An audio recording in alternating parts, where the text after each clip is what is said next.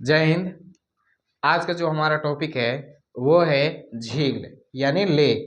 आज की जो हम इस वीडियो में पढ़ने वाले हैं, जो हमारे जो देश की जितने भी प्रसिद्ध और जितने भी झील हैं उसके बारे में हम यहाँ से भी क्वेश्चन आता है तो इसको पढ़ने के और समझते हैं। यहाँ पर अगर हमने आपको बताया होगा कि इंडियन ज्योग्राफी का यहाँ पर भी है एकदम फाउंडेशन बैच है और यहाँ पर आपको संपूर्ण इंडियन ज्योग्राफी कराने का हम निश्चय लिए हुए हैं। तो यहाँ पर जो हमारा अभी भी जो है वो टॉपिक कौन सा है, तो वो झील है। चलिए झील की हम यहाँ पर देखते हैं इसको। अगर हम देखें, ठीक है, तो यहाँ पर देखिए जो हमारा ये जम्मू कश्मीर है, यहाँ पर जम्मू कश्मीर में एक झील है जिसका नाम क्या है, जिसका नाम आपका सुने होइएगा, तो इसका नाम वुलर झील है। क्या है जी? वुलर झील है। क्या है? वुलर झील है। क्या है? जम्मू कश्मीर में है। यह जो हमारा जो वुलर झील है ना जी, यह भारत का सबसे मीठे पानी का झील है। कौन है? भारत का सबसे मीठे पानी का झील है।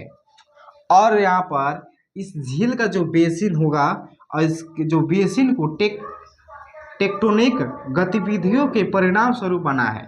यहाँ पर देखिएगा जो हमारा जो यहाँ पर अगर हम जो पृथ्वी के नीचे आंतरिक संरचना को पढ़ेंगे तो वहाँ पर टेक्टोनिक प्लेटें होती है। यहाँ से ऐसे प्लेटें होती है।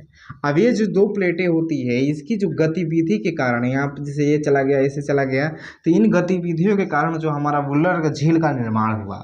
और इसको पाल पोस करके रखा कौन? यानी पालना और पोसना का अर्थ हो गया कि इसको पानी दे करके जिंदा कौन रखता है, तो इसको पानी दे करके जिंदा कौन रखता है, तो झेलम नदी इसको पानी दे करके जिंदा रखती है।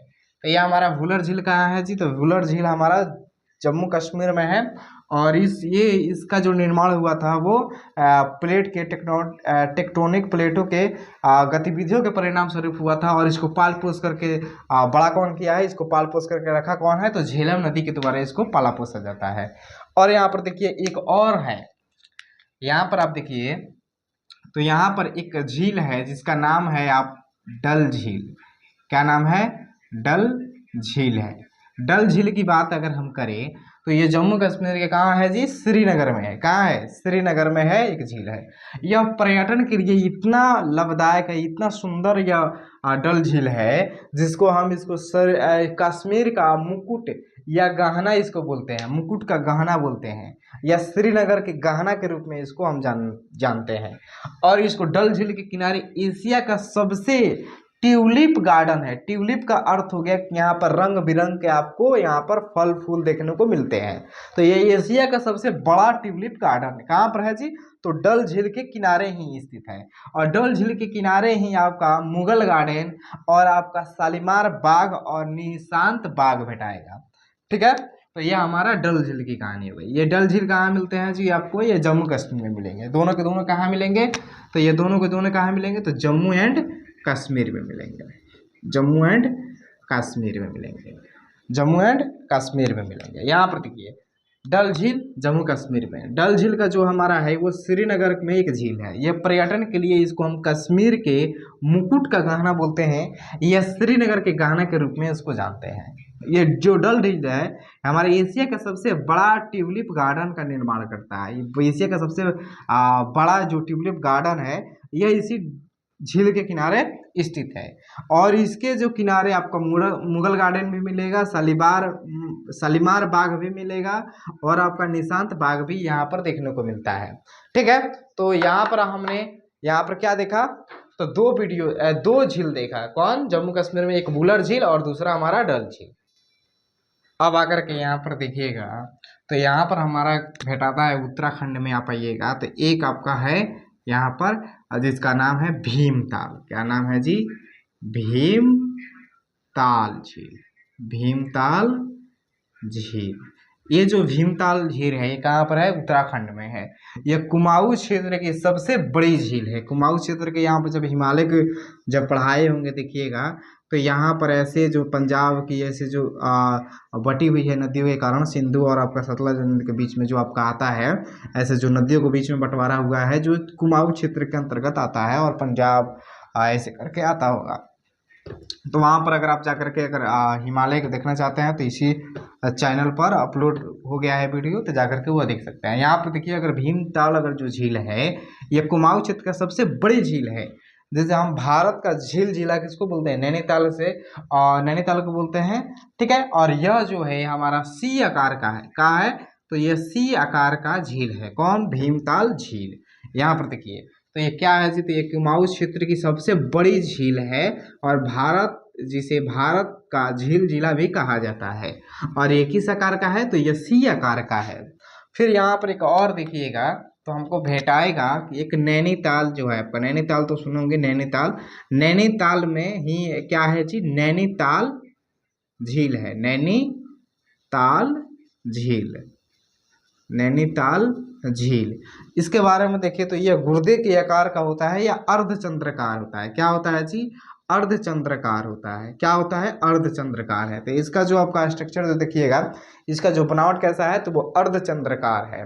यह गुर्दे के समान का होता है। जब हम यहाँ पर पाचन की क्रिया पढ़ेंगे या मानव बॉडी के बारे में पढ़ेंगे, तो बायोलॉजी का यहाँ पर भी क्लास होने वाला है, तो इस तरीके से हम पढ़ेंगे तो उस वहाँ पर भी हम जानेंगे गुर्दे का आकार होता है, किस तरह से खाना खाते हैं तो वो पचता किस तरीके से है, बड़ी आंत से छोटी आंत में जाती है, लीवर से आपका कौन सा ग्रंथि होती है जो उसको पचाने का कार्य करती है। तो इन सभी के बारे में भी हम लोग बायोलॉजी की क्लास लेकर के आने वाले हैं, तो उसको भी वहाँ पर देखेंगे। तो हमारा जितने भी यहाँ पर टॉपिक आएगा, जितना भी आ जाएगा जीएस में, यानी हमारा जो पॉलिटी है, जियोग्राफी है, आपका इकोनॉमिक्स है, हिस्ट्री है, आपका फिजिक्स है, केमिस्ट्री है, बायो है, स्टैटिक जीके है, इन सभी चीज़ों को हम यहाँ पर देखने वाले हैं और इसी चैनल पर हमारे द्वारा क्लास लिया जाएगा, ठीक है। तो चलिए आगे जा करके देखते हैं।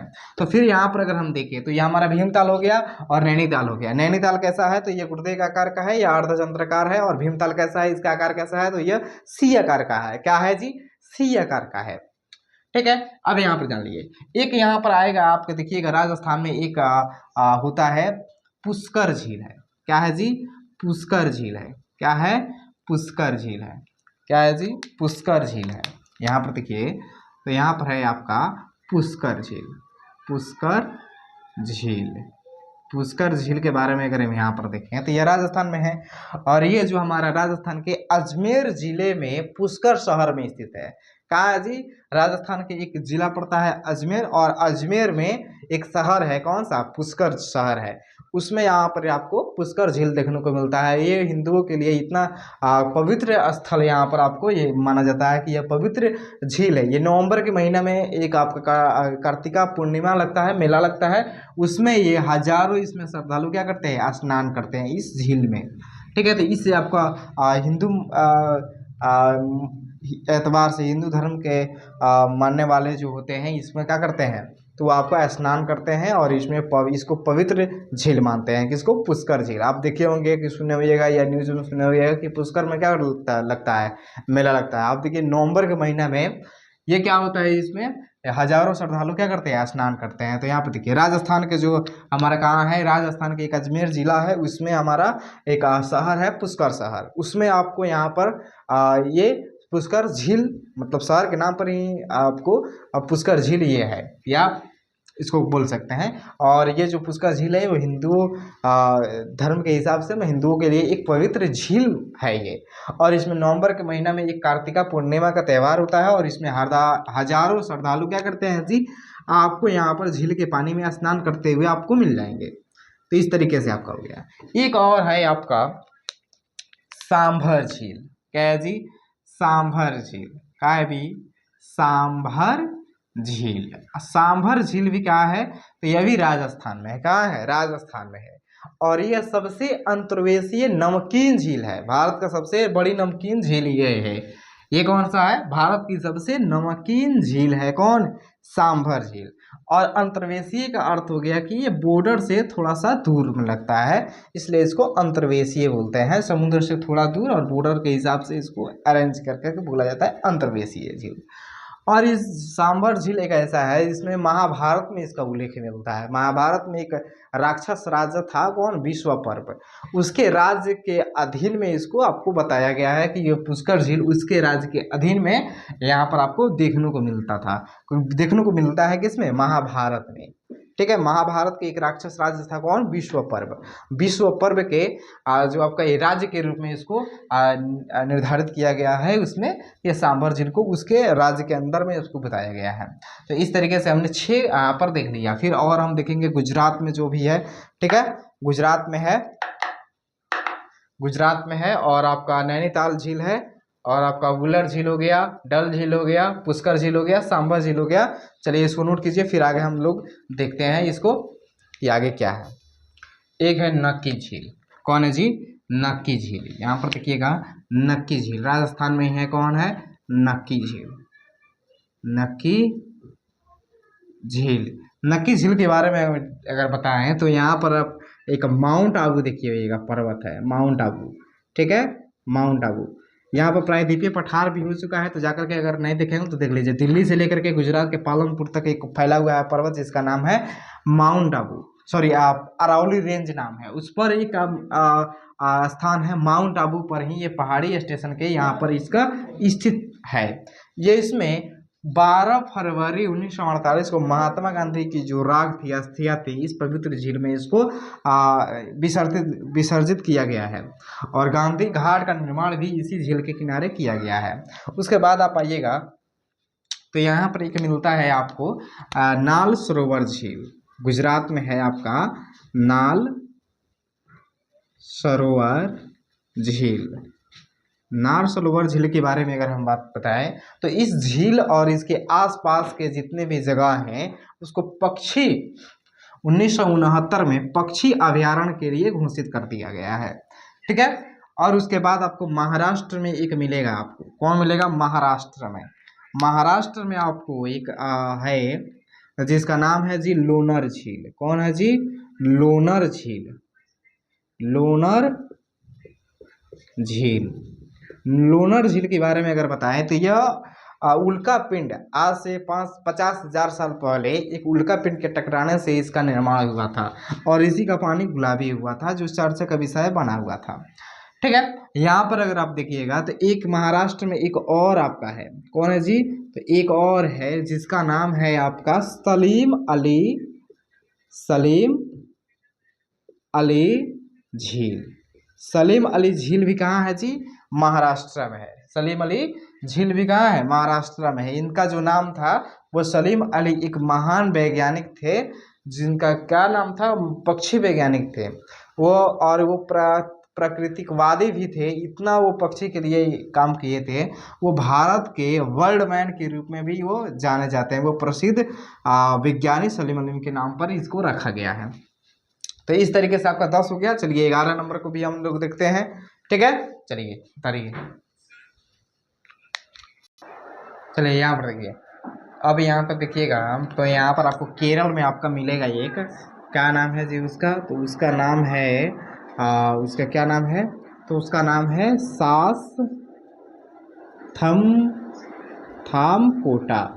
सास्थामकोटा। केरल में एक झील है जिसका नाम है सास्थामकोटा।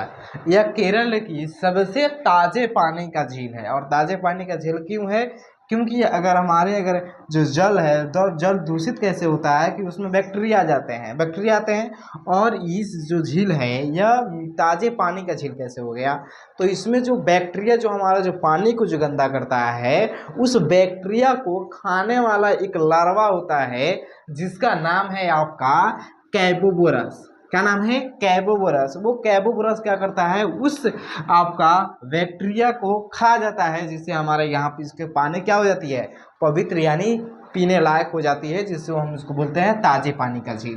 तो यह हमारा कहाँ है, तो ये केरल में आपको यहाँ पर देखने को मिलता है, सास्थामकोटा। केरल में ही एक और आपका झील है जिसका नाम है आपका, क्या नाम है जी, तो ये इसका नाम है वेम्बनाड झील भी है। कहाँ है, केरल में। अब इसको देखिएगा तो केरल की सबसे लंबी झील है, क्या है, सॉरी भारत की सबसे, वेम्बनाड कौन झील है, तो भारत की सबसे लंबी और केरल की सबसे बड़ी झील आपको यहाँ पर देखने को मिलता है, वेम्बनाड है। और इसी के एक हिस्से में, ठीक है, जो नेहरू ट्रॉफी बोट रेस कराया जाता है, क्या कराया जाता है, नेहरू ट्रॉफी बोट रेस इसी झील में आयोजित किया जाता है। और इसी झील में एक और आपका है जिसका नाम है केरल में ही एक और आपका झील है जिसका नाम है अष्टमुड़ी। अष्टमुड़ी जो झील है यह केरल के कोल्लम जिले में एक लैगून है, ठीक है। इसे राम सरोवर कन्वेंशन के तहत इसको अंतर्राष्ट्रीय महत्व आपको यहाँ पर पंजीकृत कर लिया गया है। तो इस तरीके से आपके केरल में 3 गो झील है, कौन कौन है, शास्तामकोटा, वेवनाथकोटा, अष्टमुड़ी। इसको यहाँ पर हमने राम सरोवर कन्वेंशन के तहत इसको अंतर्राष्ट्रीय महत्व में इसको दर्जा कर लिया गया है। वेवनाथ जो है ये भारत की सबसे लंबी और केरल की सबसे बड़ी झील है। और शास्ताम जो कोटा है ये इस ताजे पानी का झील है, सबसे बड़ी ताजे पानी का झील आपका यहाँ पर मिलेगा, ये शास्तामकोटा। तो ये केरल में आपको 3 झील देखने को मिल गई है। फिर हम देखते हैं मध्य प्रदेश और बाकी के राज्यों में। अब यहाँ पर देखिएगा तो आंध्र प्रदेश, यहाँ पर आंध्र प्रदेश में एक जगह है, झील है, इसका नाम है कोल्लेरू झील। क्या नाम है जी, कोल्लेरू झील। इस कोल्लेरू झील को अगर हम देखें तो यहाँ से एक गोदावरी नदी और आपका गोदावरी नदी और कृष्णा नदी के डेल्टा के बीच में यह बना हुआ है। गोदावरी और डेल्टा के बीच में यह कोल्लेरू झील बना हुआ है। अब एक यहीं पर है आपका पुलकित झील। क्या नाम है, जिसका नाम है पुलकित झील। पुलकित झील। पुलकित झील की अगर बात करें तो यह भारत का दूसरा सबसे खारे पानी का झील है। यह लैगून, लैगून का अर्थ क्या हो गया कि देखिए जो हमारा ये समुंदर है, ये क्या है जी, बंगाल की खाड़ी है, समुंदर है। और इस समुंदर के बीच में क्या, समुंदर के बीच में ये हमारा तटीय हो गया। और समुंदर के बीच में कोई ऐसी उभार संरचना हो जाती है जिससे यहाँ पर समुंदर के से संपर्क टूट जाता है और वो जल संचित रह जाता है, उसी को हम बोलते हैं क्या, लैगून झील बोलते हैं। तो ये हमारा जो पुलकित झील है वो भारत की क्या है, खारे पानी की, भारत में दूसरे सबसे खारे पानी का झील कौन है जी, तो आपका लैगून है, ठीक है। इस तरीके से आपको यहाँ पर हो गया। अब यहाँ पर उड़ीसा में आप आइएगा तो एक आपका झील मिलता है, कौन मिलता है, झील मिलता है, जिसका नाम है चिल्का झील। क्या नाम है, चिल्का झील। चिल्का झील की बात करें हम तो यह भारत का सबसे बड़ा तटीय लैगून या दुनिया का दूसरा सबसे बड़ा लैगून है। लैगून का अर्थ क्या हो गया कि ये झील जो है हमारा समुंदर से या नदी से एक उभार संरचना के तहत उस बड़े हिस्से से अलग हो जाती है, उसी को हम क्या बोलते हैं, लैगून बोलते हैं। तो ये जो हमारा है चिल्का झील, यह भारत का सबसे बड़ा तटीय लैगून या दुनिया का दूसरा सबसे बड़ा तटीय लैगून है और ये खारे पानी का तटीय झील है। उसके बाद आप तेलंगाना में आइएगा तो यहाँ पर आपको मिलेगा एक आपका हुसैन सागर झील। क्या नाम है, हुसैन सागर झील। हुसैन सागर झील के बारे में बताएं तो यह हैदराबाद में है। इसे 1562 में एक हजरत हुसैन शाह वली थे ने इब्राहिम कुलीयूब के शासन में इसको बनाया हुआ था और ये हैदराबाद और सिकंदराबाद शहरों को क्या करता है, जोड़ता है। हुसैन सागर के एक प्रमुख आकर्षण 1600 मीटर ऊंची झील के केंद्र में स्थापित रॉक एम जिब्राल्टर पर 300 टन का एक है अखंड बुद्ध प्रतिमा है। तो इस तरीके से आपका 17 के 17 झील हो गया है। उसके बाद हम फिर मिलेंगे नेक्स्ट वीडियो में, तब तक के लिए धन्यवाद।